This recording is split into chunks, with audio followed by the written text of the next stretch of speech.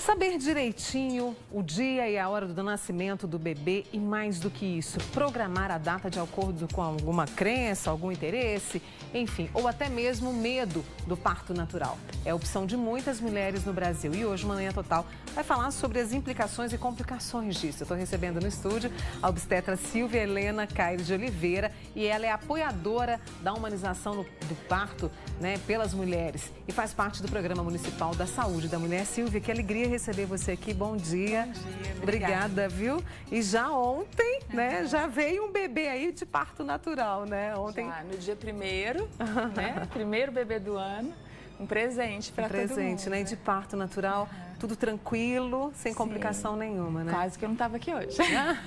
Mas deu tudo certo, ele chegou. Chegou a tempo. Chegou a tempo. Silvia, a gente está com uma campanha há muito tempo, se não me engano, né, para diminuir o número de cesáreas no Brasil. A gente tem conseguido isso? O programa de redução de cesarianas no Brasil e incentivo ao parto normal, ela já existe há cerca de 20 anos. Mas por muito tempo ficou no papel. E agora, nos últimos 5 anos, vem mudando a situação e a gente está vendo o efeito disso com os projetos novos que vêm sendo realizados. O que tem tido maior relevância é o projeto Parto Adequado. E aqui em Uberlândia, os hospitais públicos fazem parte do projeto Parto Adequado. E realmente tem acontecido uma queda nas taxas de cesariana, tanto no Brasil quanto na nossa cidade. Isso é uma conscientização e uma conversa muito clara entre as mães, né, e os profissionais? Bom, existe uma pressão da Organização Mundial de Saúde sobre o Brasil. Existem as metas do milênio a serem cumpridas. Então, o governo está trabalhando para tentar atingir as metas do milênio. Então, existe uma pressão até mesmo externa. E existe a pressão da população, então realmente está vindo de dois lados, né? Certo. E as mulheres, elas têm uma grande participação, sim, sem dúvida alguma. Nessa redução? Nessa redução. Eu acho que é isso, tem que vir dos dois lados, mas no meio ainda tem muita coisa para ser adequada. E a mudança cultural que precisa ser feita. Principalmente, né, Silvia? Porque não adiantam só políticas, mas e a crença do brasileiro?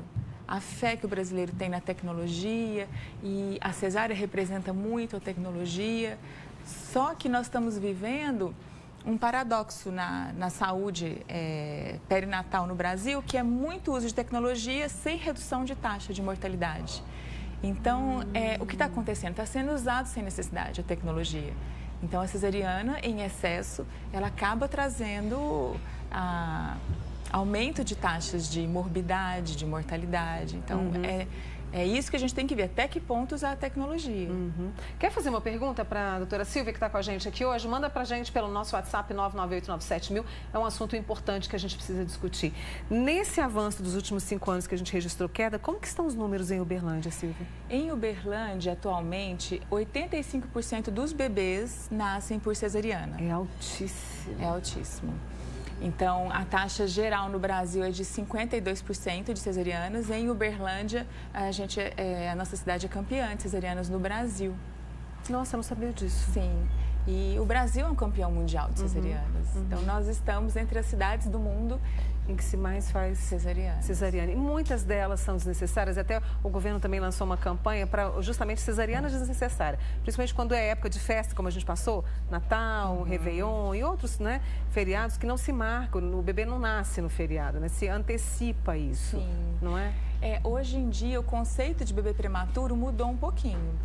Então, o conceito de bebê prematuro hoje é aquele bebê até 38 semanas, ele é considerado prematuro. Então, para adequar a conveniência ou da família, ou da data, ou da equipe médica, alguns bebês acabam nascendo nesse limite da prematuridade, que é em torno de 38 semanas, e eles podem sim precisar de cuidados de UTI, por problemas respiratórios, alterações metabólicas, e eles podem chegar a ter consequências muito graves, somente por uma questão de data. De tempo. Né? Que é preciso respeitar esse tempo do bebê, não é? E quando você escolhe, a mulher ainda não deu nenhum sinal do parto, você não sabe se o bebê tem preparo para se adaptar à vida extrauterina. Então, você aposta que ele tem condições, mas a gente só vai saber quando ele nascer. Então, por isso que hoje em dia existe uma política para não ser realizado agendamento de cesariana em bebê com menos de 39 semanas.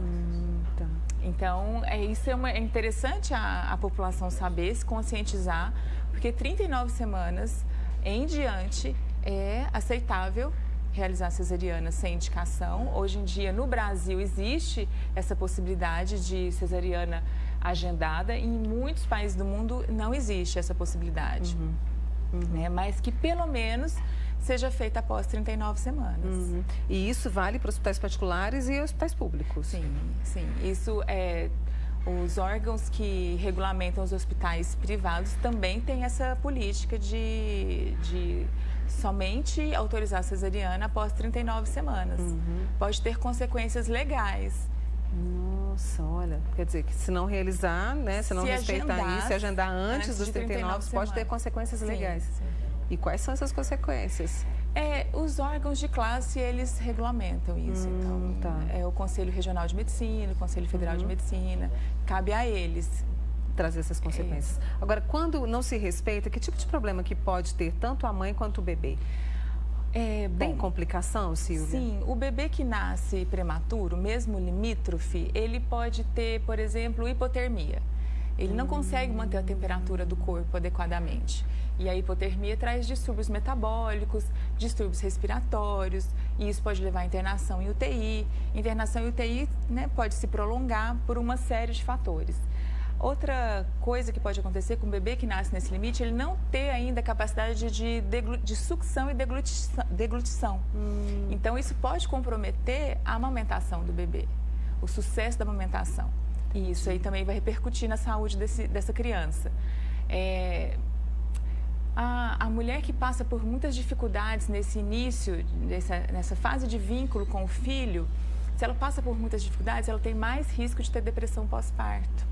Olha. E um outro dado que acontece no Brasil e que não é muito divulgado é que de cada 1000 bebês que nascem, 10 mães têm consequências muito graves. Elas têm o risco de morrer.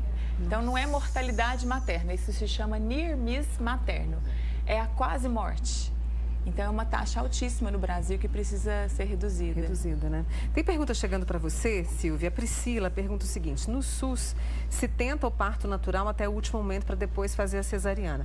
Como é que se sabe se o bebê não está sofrendo ou se não terá consequências pela demora do parto? É uma dúvida que as pessoas têm, não é? Sim, mas o que é preciso saber é que a equipe que está acompanhando o parto no hospital, ela tem o preparo para saber esse momento.